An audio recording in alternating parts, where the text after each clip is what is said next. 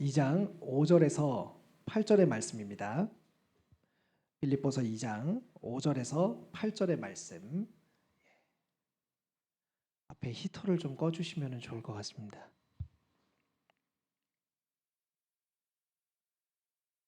네 절인데요. 우리 한 목소리로 찾으셨으면 함께 읽겠습니다. 시작. 너희 안에 이 마음을 품으라. 곧 그리스도 예수의 마음이니 그는 근본 하나님의 본체시나 하나님과 동등됨을 취할 것으로 여기지 아니하시고 오히려 자기를 비워 종의 형체를 가지사 사람들과 같이 되셨고 사람의 모양으로 나타나사 자기를 낮추시고 죽기까지 복종하셨으니 곧 십자가에 죽으심이라. 아멘.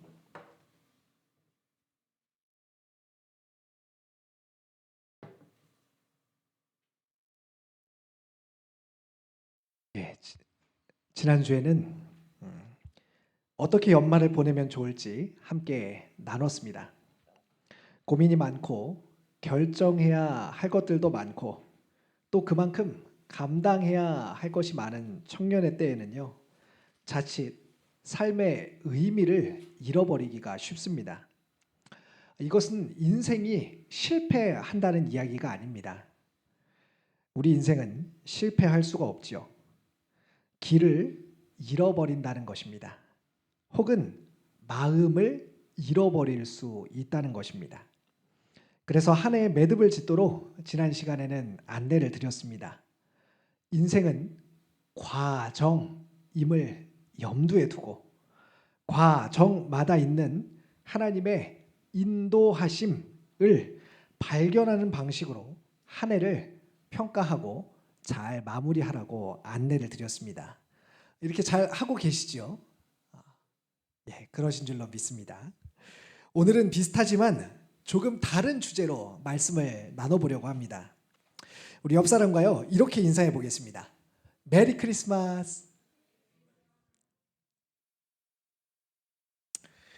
다음 주면 예수님의 오심을 기념하는 특별한 우리 성탄의 또 주간이 있습니다. 특별히 다음 주 더함 공동체 예배는 오전 1, 2, 3부 예배와 연합으로 드리고 오후 공동체 예배가 있는 이 시간에는요, 온 교인이, 전 교인이 함께하는 성탄전야 행사가 치러집니다. 우리 더함 공동체에서 또 이렇게 이태환 형제를 비롯해서 몇몇 지체들이 이렇게 찬양으로 섬겨 주실 텐데요. 따라서 더함 공동체는 오늘 성탄에 관한 설교를 함께 나누면서 좀 말씀을 살펴보고자 합니다. 여러분, 다가오는 연말은 그럼 그런 식으로 준비한다 하고 성탄은 어떻게 준비하고 계십니까?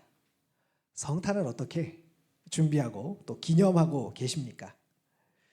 저는 지난 시간 말씀드린 것처럼 청년들을 만나서 한 해의 매듭 짓기를 돕는 방식으로 연말을 보내고 있습니다.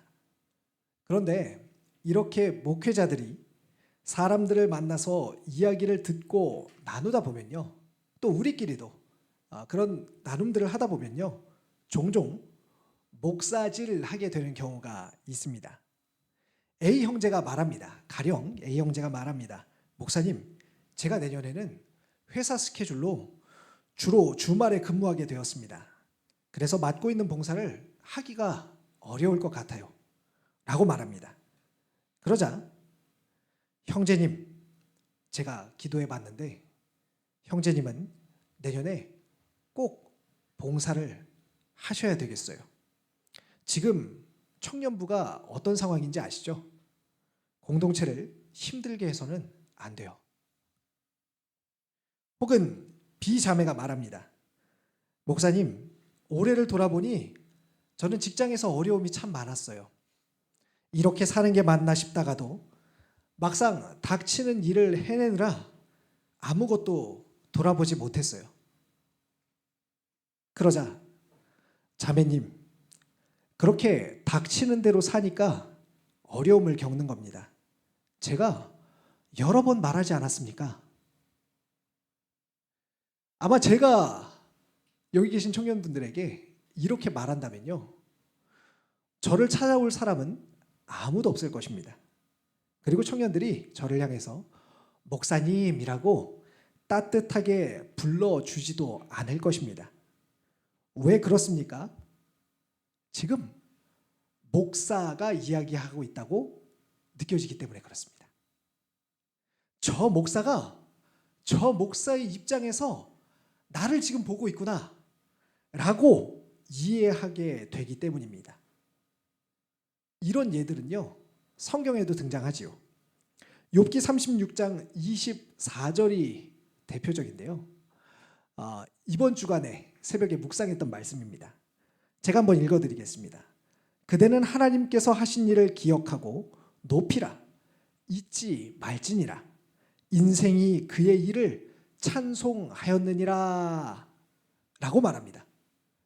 여러분, 이 말씀을 들어보시니까 어떤 느낌이 드십니까? 그대는 하나님이 하신 일을 기억하고 높이라. 인생이, 모든 사람들이 그를 찬송하고 있습니다.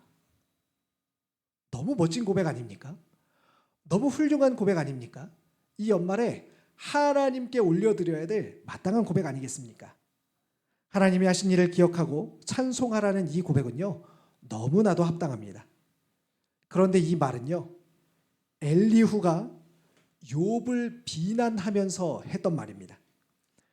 감히 하나님께 고통스럽다고 하소연하지 말고 너가 마땅히 드려야 할 경배나 드리라는 말입니다. 같은 말인데 참 다르게 느껴지지요. 사랑하는 청년 여러분, 만약 예수님께서 앞서 말씀드린 A 청년에게, B 자매에게, 욥에게 말씀하셨다면 뭐라고 말씀하셨을까요? 저는 오늘 설교를 통해, 성탄을 통해 이 땅에 오신 예수님의 마음을 좀 나누고 싶습니다. 그리고 저와 여러분이 이 연말을 그와 같은 방식으로 살 수 있기를 간절히 소망합니다. 자, 그렇다면요, 예수님은 어떤 방식으로 사람들을 대하셨을까요? 첫 번째입니다. 자신이 누리는 것을 포기하는 방식으로 대하셨습니다. 무엇이라고요? 자신이 누리는 것을 포기하는 방식으로 사람들을 대하셨습니다. 오늘 본문의 5절 말씀은요, 예수 그리스도의 마음이라고 하면서 내용을 소개합니다. 예수 그리스도의 마음은 무엇입니까? 그 다음 절에 나오는데요, 6절입니다. 우리 6절 말씀 한번 같이 읽어볼까요? 6절입니다. 시작. 그는 근본 하나님의 본체시나 하나님과 동등됨을 취할 것으로 여기지 아니하시고. 이 말은요, 예수님의 신적 권위, 영광, 능력이 하나님 아버지 하나님과 동등하다는 뜻입니다. 즉 예수님은 하나님이시다라고 고백하는 거예요. 그분은 하늘에 계신 하나님, 우주보다 크신 하나님. 욥기에 나오는 이야기들에 따르면은 감이 너무나 커서 우리가 말을 붙일 수조차, 쳐다볼 수조차 없는 그런 광대하신 하나님이시다라고 이야기하는 것입니다.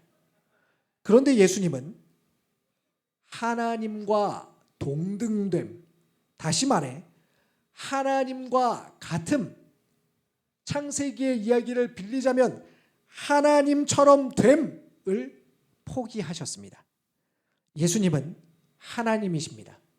따라서 예수님께서 하나님 됨을 포기한다고 해서 예수님이 하나님이 아니게 되실 수는 없습니다. 예수님이 피조물이 된다는 뜻도 아닙니다. 이 말은 예수님께서 누리실 수 있는 것들을 포기하셨다는 뜻입니다. 예수님은 하나님으로서 가지신 위엄, 영광, 능력, 권세 등을 스스로 포기하고 제한하셨습니다. 왜 그렇습니까? 그 이유를 8절에서 설명합니다. 십자가에 죽으시기 위함이다 라고 말이죠. 십자가에는 왜 죽으셔야 했습니까? 자기 백성을 구원하기 위해서입니다. 죄로 인해 죽을 수밖에 없는 우리들을 사랑하셔서 죽음에서 건져내기 위해서 십자가를 예수님께서 지신 거예요. 그리고 그것을 위해 예수님이 가지고 누리고 계셨던 것을 기꺼이 포기하셨다고, 내어놓았다고 성경은 이야기합니다.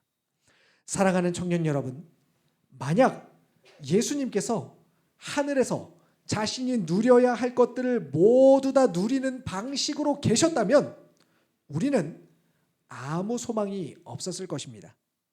결코 예수님을 만날 수도 알 수도 없었을 것입니다. 그러나 예수님께서 포기하심으로 사람들은 예수 그리스도를 보고 만지고 함께 할 수 있었습니다. 예수님이 누구신지, 그분을 통해 드러나는 하나님이 누구신지 분명하게 보고 듣고 알고 경험할 수 있게 되었습니다. 내가 살고 너도 살아야겠다는 마음은요, 세상의 마음입니다. 내가 잘 되고 너도 잘 돼야 되겠다는 마음은요, 세상 누구나 가진 마음입니다. 그러나 내가 죽어서라도 너를 살려야겠다는 것은 예수 그리스도의 마음입니다. 내가 잘 되지 않더라도 그것으로 너가 잘 될 수 있다면 기꺼이 내가 잘 안 됨을 선택하는 마음이 바로 예수님의 마음입니다. 성탄을 앞두고 예수님의 이 마음을 품으시기를 바랍니다. 너를 위하여서 나를 기꺼이 내어놓고 포기할 수 있는 마음, 이 마음을 품으시기를 바랍니다. 자, 두 번째입니다. 두 번째는요, 사람들과 같이 되는 방식으로 사람들을 대하셨습니다. 저를 한번 따라서 해보겠습니다. 그와 같이 되는 방식으로 사람들을 대하셨다. 이것이요, 오늘 제가 여러분들에게 전하고자 하는 말씀의 핵심입니다. 7절을 보면요, 오히려 자기를 비워 종의 형체를 가지사 사람들과 같이 되셨고 라고 이야기합니다. 여기서 집중해서 좀 살펴보고 싶은 부분은요, 사람들과 같이 되셨고 라는 부분입니다.